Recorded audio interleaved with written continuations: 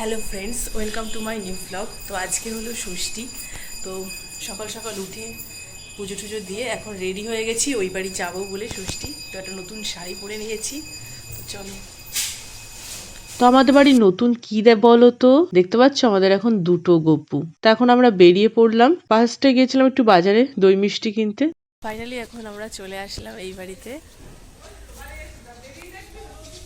চলো যাওয়া যাক।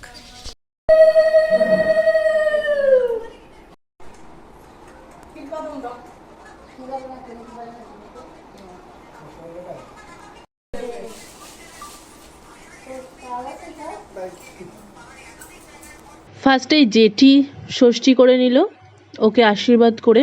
তারপরে এখন মাও ওকে আশীর্বাদ করবে।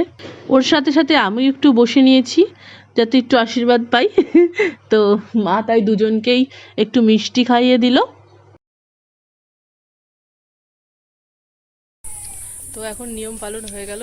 তো ভাবছি ওই বাড়ি দিদিদের সঙ্গে একটু দেখা করে আসি, তারপরে এসে খাওয়া দাওয়া করবো। আজকে বারটা পড়েছে এরকম শনিবার। তা আমাদের এই বাড়ি বা শনিবার পালে দেখি কি রান্না হয়েছে। বেরু বেরু করতে যাবা? বেরু বেরু মোটামুটি সব ভালো আছে। আবার হুম বলছে। এই যে এটা কে? ও ভাই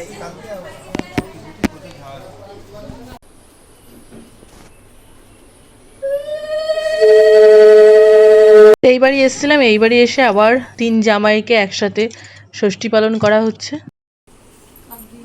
পুরো বড় হা করতে হবে যাতে পুরোটা খেতে পারেন।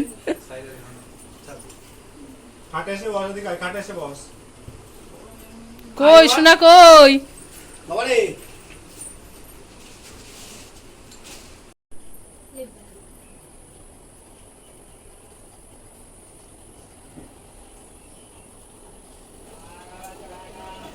ঠান্ডাই আছে, অসুবিধা নেই। ওয়েদার আজকে নরম আছে।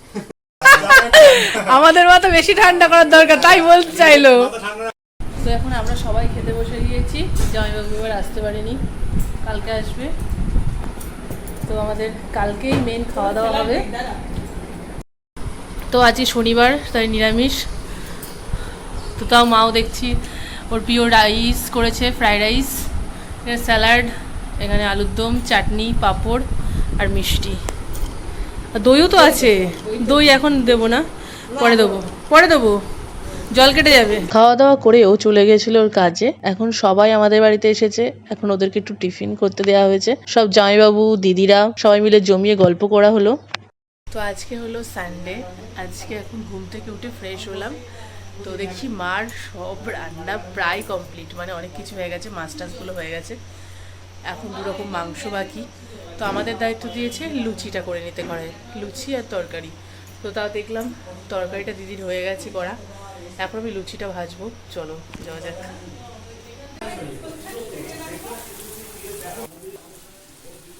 আমার সব লুচিগুলো ভাজাও হয়ে গেছে, এখন আমি খেতেও দিয়ে দিয়েছি সবাইকে। তো জামাইবাবুর দিলাম ফার্স্টে, তারপর আরো সবাইকে দেওয়ার পরে আমিও খেয়ে নিলাম। এই যে কে এসেছে আমাদের বাড়ি, কে এসেছে? হ্যাঁ, দাদার ছেলে এসেছিল, ওকে একটু কোলে নিয়েছিলাম। এখানে চিকেন হচ্ছে, ওর সলিড খায়ও। তো আমাদের সবার জন্য মটন হচ্ছে, কিন্তু আমার বর খায় না, তাই ওর জন্য এখানে চিকেন কষা করা হচ্ছে। ও সলিড খায়, কষা কষা করে দেবো। এর ভেতরে 3টে আলু দিয়ে করে দিলাম ওর। তো এইদিকে আমার চিকেন রান্নাটা এই যে পুরোপুরি কমপ্লিট। আমি এদিকে চলে আসলাম এখন রান্নাঘরে, উনুনে কি করছে দেখার জন্য।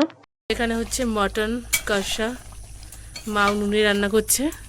উনুনে মটন কষাটা খেতে দারুণ লাগে মায়ের হাতে, তাই বললাম উনুনেই করো। এরই মধ্যে এখন চলে আসলো এই যে টিভিটা, যেটা ডেলিভারি করার কথা ছিল। তো তারপরেই তোমাদেরকে দেখিয়ে দিই মা আজকে কত কিছু রান্না করেছে।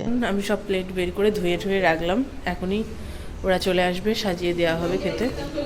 তো এদিকে আমি স্নান টান করে রেডি, এক্ষুনি খাওয়া দাওয়া হবে। আমি এখানে সব ভাত আর রাইসটা তুলে এখন প্লেটে সাজিয়ে নিচ্ছি। সব কিছুই এক এক করে সাজিয়ে নেব আমরা 3 জন মিলে।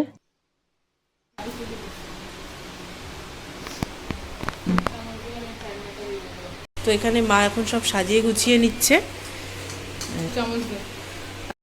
তো আমাদের এখন সব সাজানো কমপ্লিট, এবার ওদেরকে ডেকে নেবো। কই আসো।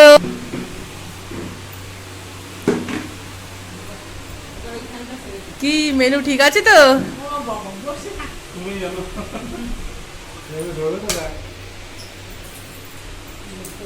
কি মেনু ঠিক আছে? অল্প হয়ে গেল তো। আর একটু করতে হতো, তাই তো? তো ভালোই চেটেপুটেই খেয়েছে। রান্নাদার মানে কেমন হয়েছে? ভালো হয়েছে? ওর তো খাওয়া হয়ে গেছে, তাড়াতাড়ি করে খেয়ে নিয়েছে, আর জামাই এখনো শেষ করতে পারিনি। তো খাওয়া দাওয়া সবকিছুই তো হলো, এবার গিফট নেওয়া হলো। তো তাই মা এখন দুই জামাইকেই গিফট দিয়ে দিল, আর আমাদের তরফ থেকেও গিফটটা মাকে দিয়ে দেওয়া হলো। তো এখন আমরা রাতের খাওয়া দাওয়া করছি, রাতের খাওয়া দাওয়া করেই আবার চলে যাবো ওই বাড়ি এখনই। তাহলে আসছি।